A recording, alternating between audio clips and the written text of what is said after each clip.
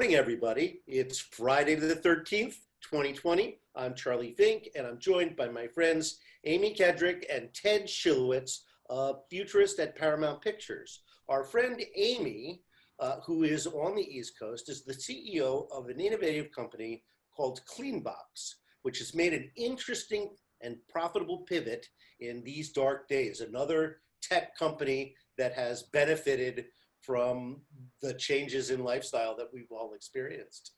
Yeah. Welcome, Amy. Thank you. It's nice to see you and Ted. It's good to be here. And yes, we have benefited. We were here before COVID, but COVID has certainly made what we do matter even more. So we provide premium UVC decontamination, surface decontamination, and all of our engineering extra overlap in lights to prevent shadows from incomplete hygiene. And so our products have been, previous to COVID, we were already probably in I don't know, 15, 20 countries, and now we're probably double that. So if I might interject, just for people listening, to the podcast without visuals, although we don't have a clean box to show anyway.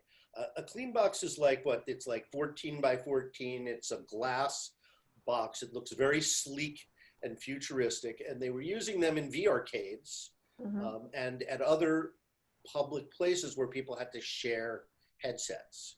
Well, so, that's usually they very conspicuously spray it down and wipe it, but this was a much more elegant way and effective way to do it. And of course now, Cleanbox can clean anything you wear.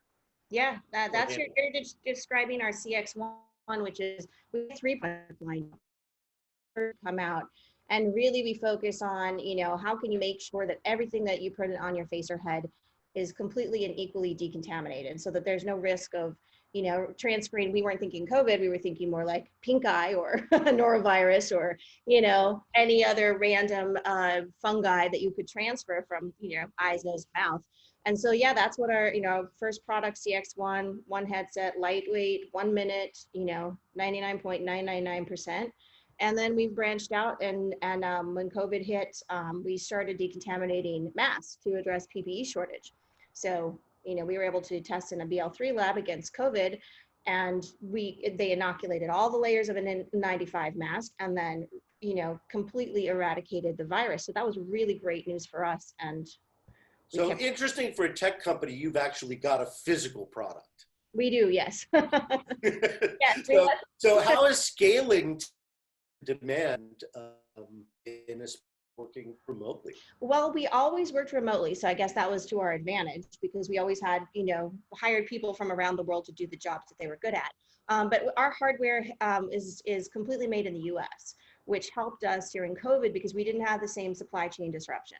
So we're currently manufactured, are assembled and fulfilled from California. We do other manufacturing around the US in different states, and that's really allowed us to scale up quickly. We actually moved from one manufacturing company to another that could basically, do this for us. And we, planned 6 months out before COVID. So we were already kind of in transition when it came to that. And then we've just added more products to our product line. And so we've continued to grow, and that the manufacturing company likes us a lot because we've provided a lot of jobs during COVID, from our own company, as well as our suppliers and the manufacturers.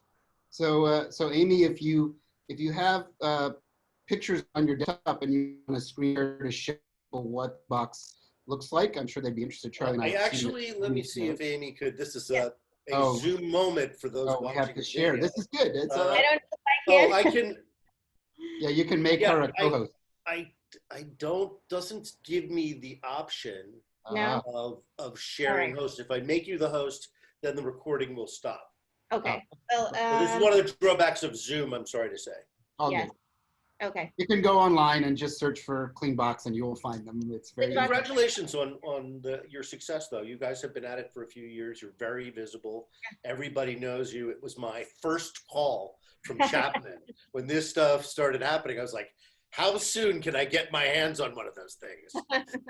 I think it's great. I don't think I was the only one to make that call. I think it's great that you dropped into the looking at the COVID safety world and helping first responders world, testing with various PPE, because your technology is hyper relevant right now, well beyond this world. It like, to be able to understand how to sanitize things and reuse them, so they don't have to keep throwing away these masks over and over again. If you can sanitize them effectively, that's an amazing thing. So good on you, and good on your company. It's great. Well, we knew we had a tech that worked, but we also had clients that were asking and using it in that way. And then of course it's personal too, because I mean, we've all had friends I have several friends that have gotten extremely sick from COVID. And friends that were first responders working in the hospitals that had to reuse masks. So for us, and that's the great thing about being a small company and primarily remote, is that we were very agile. So that's what we're going to do, and then we did it. Can I ask you a strange question? This may be a little strange. Okay. Could you, in the world we're living in now, could you take your box, which is like this big, and make it like the size of a phone booth, so that inside, like the front of a mall, the front of a grocery store, basically any kind of event, people have to get sanitized? Would it even benefit to like walk into that thing for 30 seconds and then go into the venue? Or am I completely like— No, that's a great idea. But I think with UVC light, there are a lot of other factors to think about whether that would be effective or not, because it's a line of sight, it's a short wavelength. So the proximity to the surface is really important. You'd have to have your eyes closed, although your skin would block the UVC from getting into your body. So it's not— So you'd have to wear a face mask. Have to wear a face mask, and you'd probably have to stay in longer than 30 seconds, and it would be expensive. But kind of like a tanning booth, right? Like you'd go inside a tanning booth. A little like that. But right, well, never mind. That consider it idiotic, but at least my brain is like, I wonder if you could make a Cleanbox bigger. Just sanitize me. Well, we actually have taken that, and we are working on ways to kind of not do that exact idea, but basically scale up physically what that could look like through using other technologies as well that are using UVC. But our latest product that we're just that starts to ship actually in I think 3 weeks it's a circular drum, and it has a rotating quartz plate on the bottom, so that there are lights on the bottom and the top. There's over 30 lights. And then quartz is one of the few materials that UVC can penetrate at the right width, the right dimension. So we have that, and then we have reflective materials on that. So literally it's kind of like throw it in a box, and literally anything, no matter what the size or shape or materials or surface looks like, it will completely decontaminate. The thing we're doing, since we're talking about Cleanbox, is we're one thing I think that's critical, and it goes back to like the future of like the world, I suppose, when you're thinking about hygiene, is how do you actually know that something's been cleaned? Right. I was in a recording studio yesterday, a voiceover, doing some product stuff, and I'm looking at the microphone and the earphones that I've got to put on, and it's kind of a risk, and they say they cleaned it, but how do you actually know that? And maybe they cleaned it yesterday, but there have been 10 visitors today. So we're introducing basically hygiene tracking of any object, RFID tagging any number of objects. So you can basically say, hey, this microphone was cleaned after the last person, and it was cleaned again, and networked and everything. So thinking ahead. That reminds me of like all those CSI episodes where they go into the really scary motel rooms with the black light. You're like, oh yeah, we know what's going on here. But serious note, it's something I've thought about a lot for the last 8 months, is because the virus is aerosol, because the virus is floating in the air, and that's how millions of people are transacting it and moving it around. Yeah. Of course, the idea of wearing masks, I've got mine for my morning walk this morning, is a good idea. But wow, would it be great to be able to see the footprint, to see, like we're walking in this like jungly park in Florida this morning, and I'm like, we're far away enough from people, but we still put our masks on. But trust me, I'm in Florida. We're the only, we're the Californians. We're the only ones wearing face coverings, right? And I'm like, sure would be nice to know, like if I could see that person's footprint and know, you gotta like stay, not wearing just your augmented reality glasses, all of a sudden they start glowing red. Yeah. I mean, it's, it's interesting because that's, within the idea of what the Google and Apple were trying to do with the phones is allow your phone to be a contact tracing, which as I'm, an advocate of privacy, I was all for this. I thought it was a good idea. And if people would opt in on it, you would allow people to use this device to keep the world safe. And hopefully it continues its mission, Yeah, I think it would be great to see that. And I think that's the challenging thing about, science in general, right? Half of the principles are based on something that you can't see with your naked eye. And so you have to make smart choices, which, the COVID cases kind of show that not everybody is right now.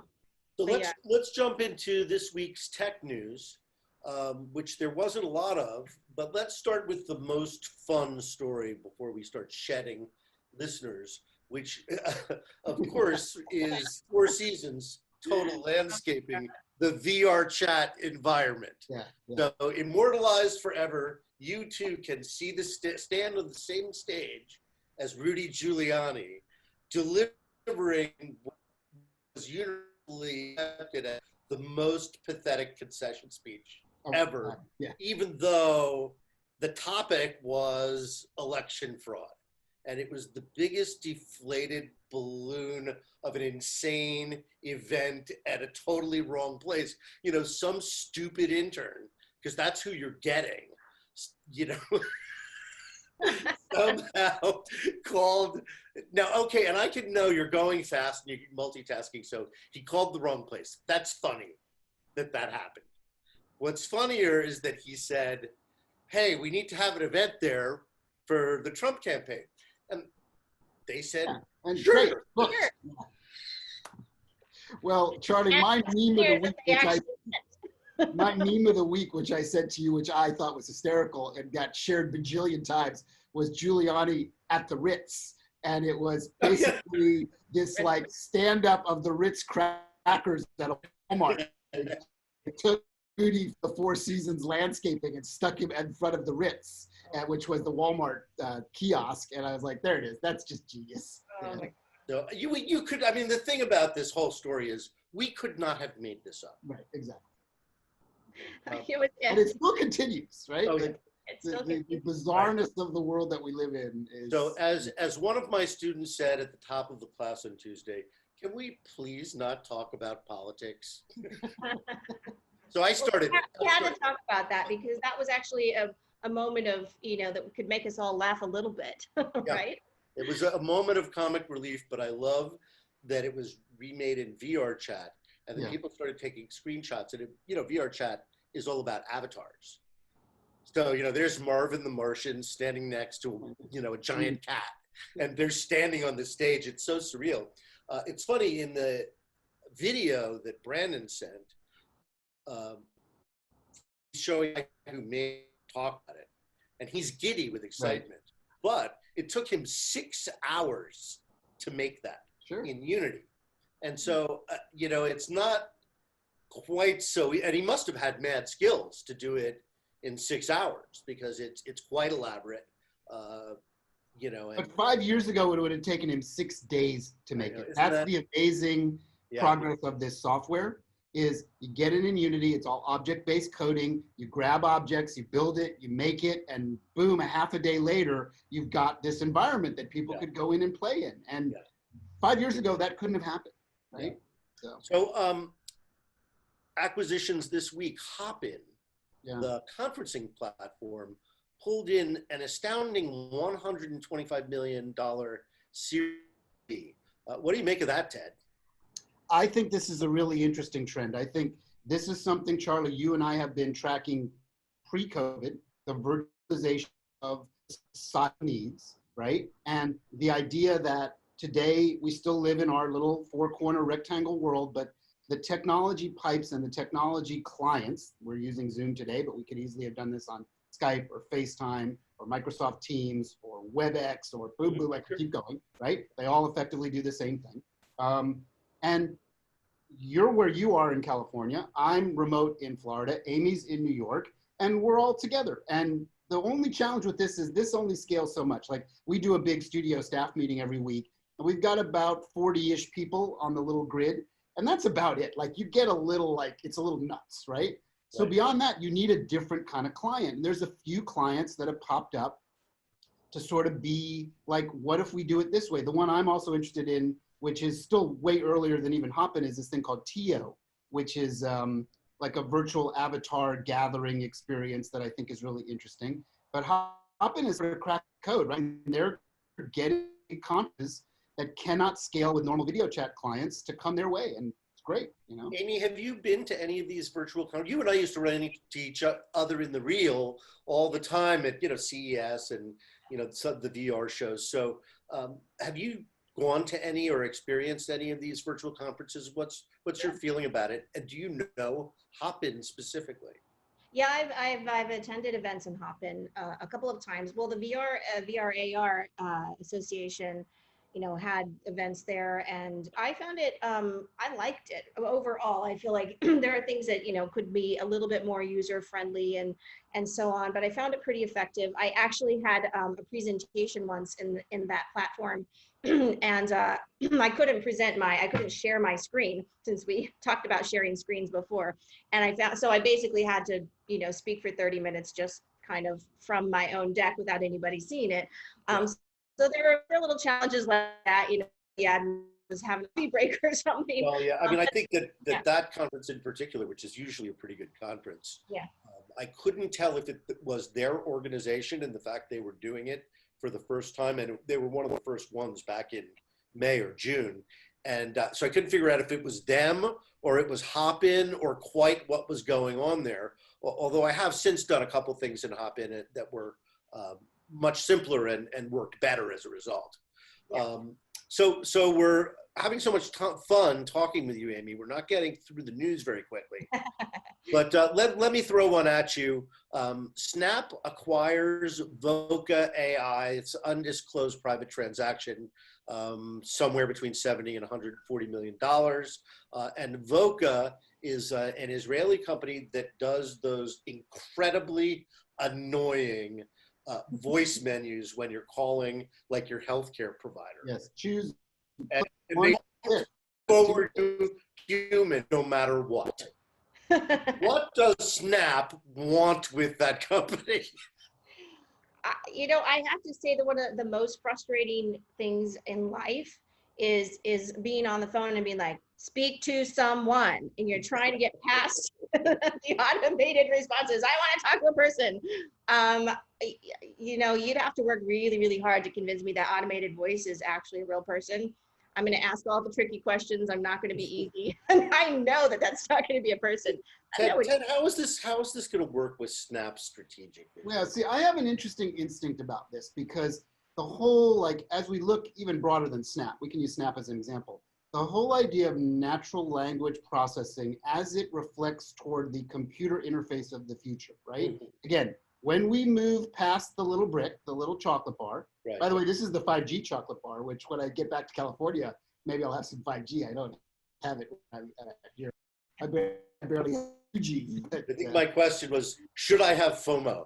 No, not yet. First of all, I mean, it's the same phone as the 11, and it's heavier and thicker. And I've yet to see the 5G thing click up. I have to go to Miami while I'm in Florida to turn it on here, which I might actually be doing, but I'll let you know how it does. We could do a 5G. Certainly when I'm home, we'll do a 5G version of this from the Tesla, and we'll see how we do. If it's as good as, you know, 5G Wi-Fi from the home thing like this quality. But as it relates to the natural language processing and why this Israeli company would get snapped up, right, by Snap.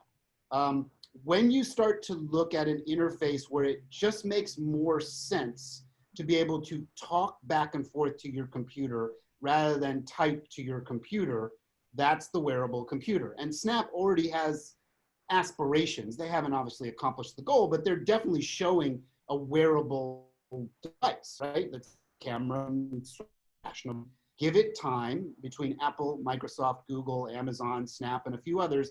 They're all going to have some sort of compute that is going to be the next generation of the next version of the headless computer, right? The Alexa has become the ubiquitous headless computer, and it relies on natural language processing. So every large company needs a natural language processing system to be able to dive into the future of compute.